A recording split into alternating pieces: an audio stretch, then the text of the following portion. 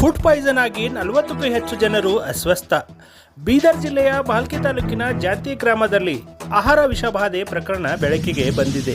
ಹೊಸ ಮನೆಯ ಮೇಲ್ಛಾವಣಿ ಹಾಕಿದ ಸಂಭ್ರಮದಲ್ಲಿ ಗ್ರಾಮಸ್ಥರಿಗೆ ಊಟ ಏರ್ಪಡಿಸಿದ ಘಟನೆ ಈಗ ಆತಂಕಕ್ಕೆ ಕಾರಣವಾಗಿದೆ. ಗ್ರಾಮದ ನಿವಾಸಿ ರಾಜ್ಕುಮಾರ್ ಅವರು ಹಬ್ಬದ ನಿಮಿತ್ತವಾಗಿ ಗ್ರಾಮಸ್ಥರಿಗೆ ಹುಗ್ಗಿ, ಅನ್ನ ಮತ್ತು ಸಾಂಬಾರ್ ಊಟ ನೀಡಿದ್ದರು. ಆದರೆ ಈ ಊಟ ಸೇವಿಸಿದ ನಂತರ ರಾತ್ರಿ ವೇಳೆಗೆ ಹಲವರು ಅಸ್ವಸ್ಥರಾಗಿದ್ದು, ಬೆಳಗಿನ ಜಾವಕ್ಕೆ ಪರಿಸ್ಥಿತಿ ಗಂಭೀರವಾಗಿದೆ.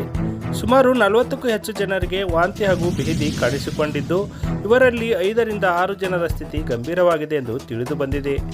ತಕ್ಷಣವೇ ಅಸ್ವಸ್ಥರನ್ನು ಆಂಬ್ಯುಲೆನ್ಸ್ ಮೂಲಕ ಬೀದರ್ನ ಪ್ರಿನ್ಸ್ ಆಸ್ಪತ್ರೆಗೆ ದಾಖಲಿಸಲಾಗಿದ್ದು, 10ರಿಂದ 15 ಜನರಿಗೆ ತುರ್ತು ಚಿಕಿತ್ಸಾ ಘಟಕದಲ್ಲಿ ಚಿಕಿತ್ಸೆ ನೀಡಲಾಗುತ್ತಿದೆ.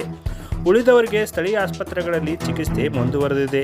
ಮನೆಯ ಮಾಲೀಕರಾದ ರಾಜ್ಕುಮಾರ್, ಸಂಗೀತ, ಈರಮ್ಮ, ಶಿವಾನಂದ್ ಮತ್ತು ಅಂಬಿಕಾ ಸೇರಿದಂತೆ ಕೆಲವರ ಸ್ಥಿತಿ ಗಂಭೀರವಾಗಿದ್ದು, ವೈದ್ಯರು ನಿಗಾ ವಹಿಸಿದ್ದಾರೆ. ಈ ಘಟನೆ ಜಾತಿ ಗ್ರಾಮದಲ್ಲಿ ಆತಂಕದ ವಾತಾವರಣ ಸೃಷ್ಟಿಸಿದ್ದು, ಆಹಾರ ಸುರಕ್ಷತೆ ಬಗ್ಗೆ ಮತ್ತೊಮ್ಮೆ ಪ್ರಶ್ನೆಗಳು ಉದ್ಭವವಾಗಿವೆ.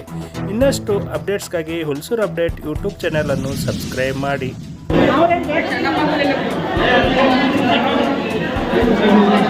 बोलो सर, मेरे